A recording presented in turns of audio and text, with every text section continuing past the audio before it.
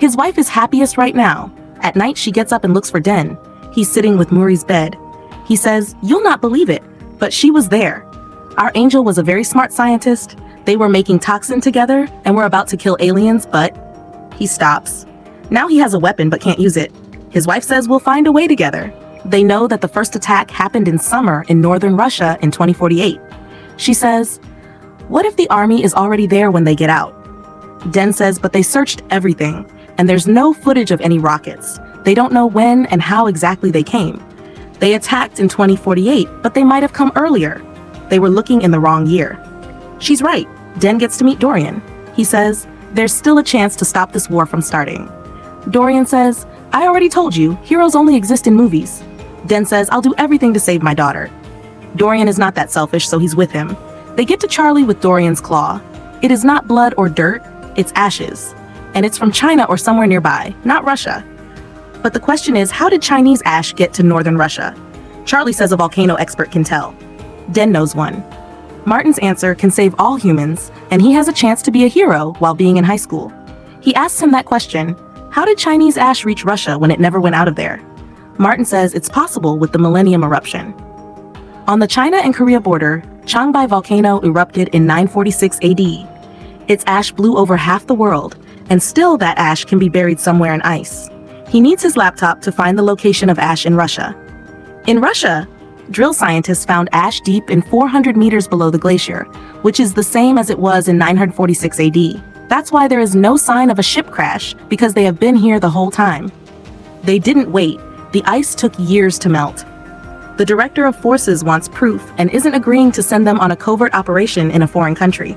Russia has closed the border, so if they want to go themselves, they need a trained and willing to commit crime pilot. He gets to his father.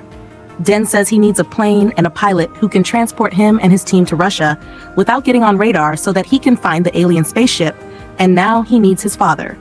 They are all here. Hart has brought all the toxins she could make. She has worked with Colonel Forrester. They take off and get into the sky.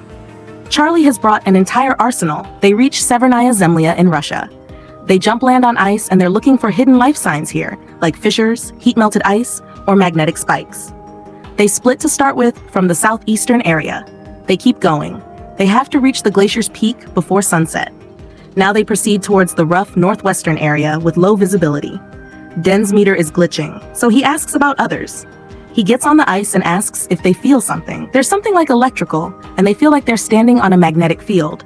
There's a huge ice cube ahead. They blow up this area strategically, and it booms. But it has made a way for them. They get here and a cave is formed. Lights on. They keep walking straight for a few minutes. Den is astonished while they're standing before something weird. He touches it and says, "We are going in.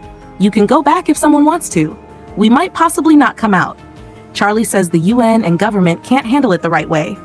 Den says it's the right time to give Muri a second chance. They make a door using their tools. A few will stay outside as the second wall. Den's team is inside. It's dark but a little noisy. They have found their cockpit, but these aren't white spikes. They reached here due to a crash and not by their will. They reach a room full of white spikes in hibernation and breeding cargoes. These are weapons, and Earth wasn't their target. They take toxins and start executing them before they ever come out. They melt like flash. But others are waking now. They have to be quick, but they're out, and white spikes are moving towards the outside. Dorian takes C4 and says they'll blow up the entire ship if needed. Spikes are outside. Dad is trying to take out all of them, and Charlie kills them his way. C4s are set. Den gets outside. Some of the spikes have left. Hart finds their entire colony. Dorian has to blow it up right now. Hart stops them, and he blows it up.